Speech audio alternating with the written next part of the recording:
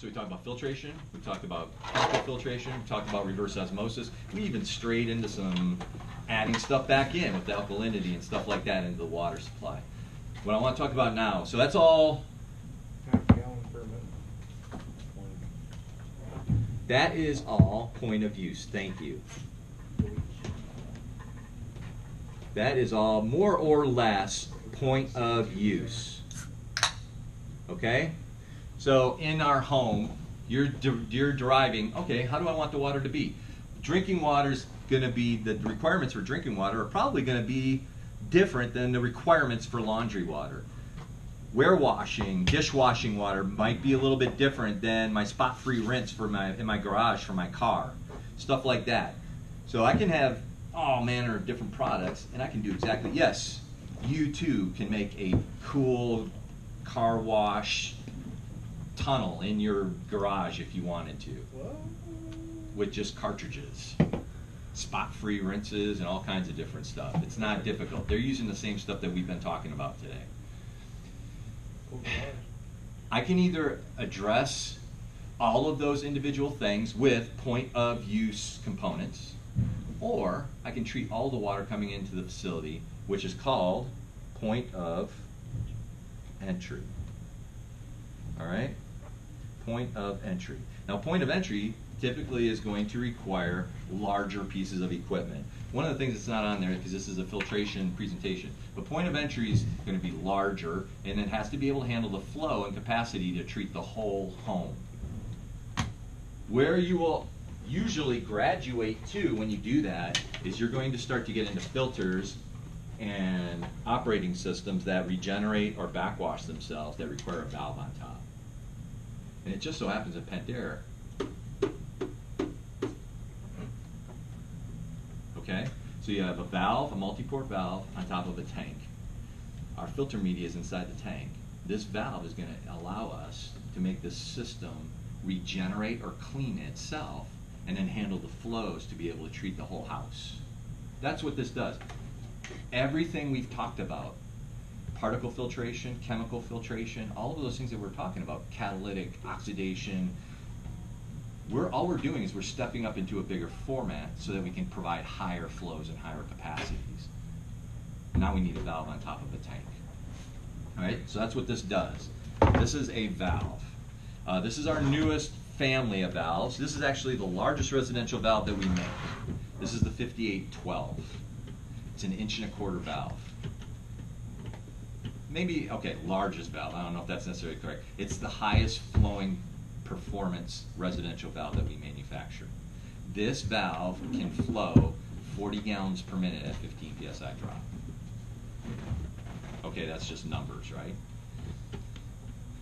It's not just about how much flow it can do. Remember when I said that 25 gallons per minute could go through that cartridge? It's not that I would necessarily do it, but here's the thing.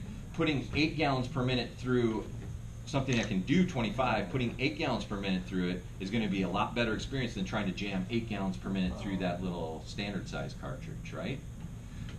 Putting 10 gallons or 12 gallons per minute through this is going to be a lot better experience than putting 10, 12 gallons per minute through a 1 inch or a 3/4 inch valve. It's going to be less pressure drop, a lot more capability, okay? 5812, pretty cool. So this is a valve, multi-port, gives me the ability to do anything I want to do on a system. Periodically, when I want that system to regenerate or do what it needs to do, it will automatically do it because of how it's programmed and how it operates. I can, now there's a whole bunch. This is the XTR2 format. I just want to show you how easy it is. Okay, so it's going to home out. Pretty smart. It finds its own home position. If I took it apart, put it back together again, it will have the intelligence to know, I should probably check out if I'm at home or not. Look around and then take itself back home. That's what it just did.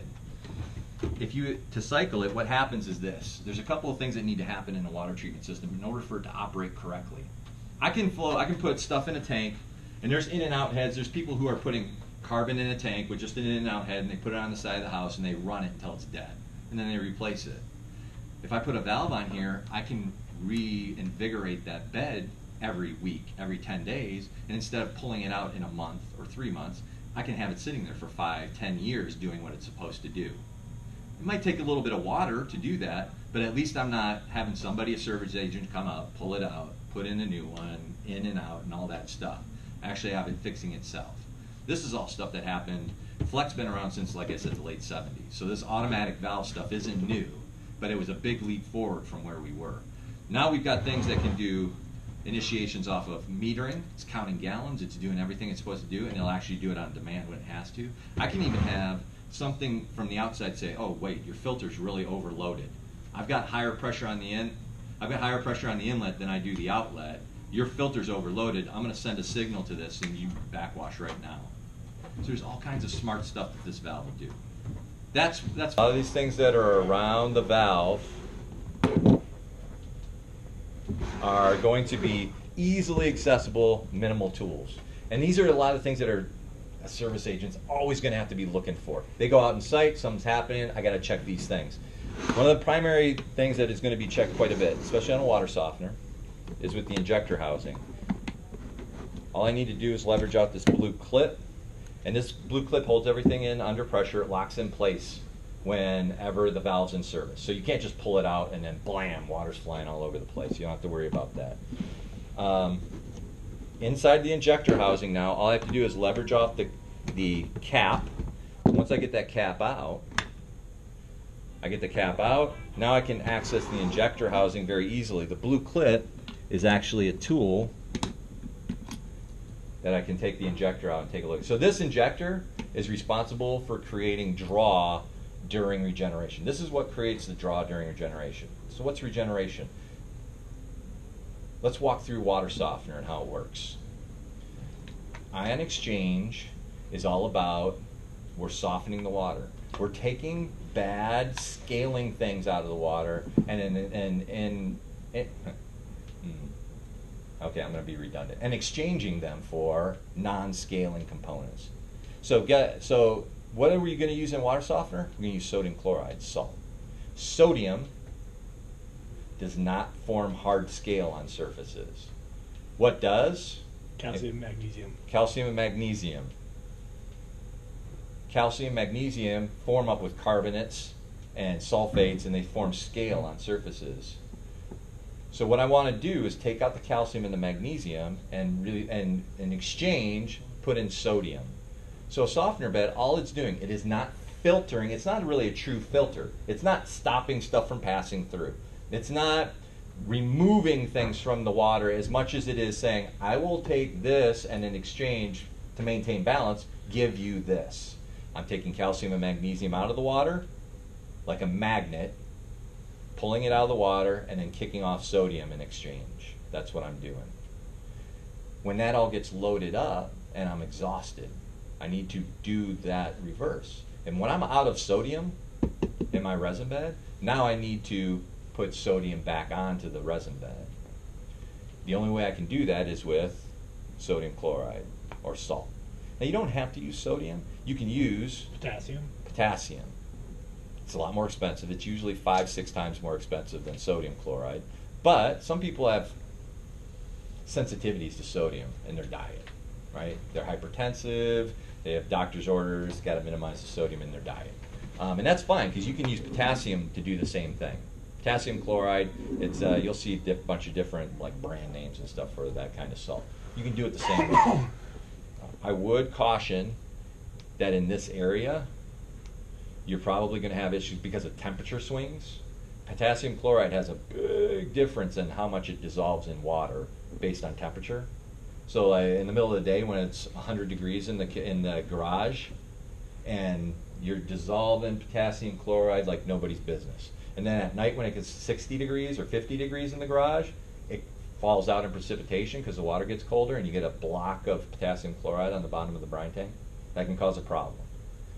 Arizona, Texas, places with high temperature variations like that. Florida maybe not so much because it's so humid that the temperature swings aren't as up and down like that. But the thing is, then you got high humidity. There's a whole bunch of stuff that goes into that.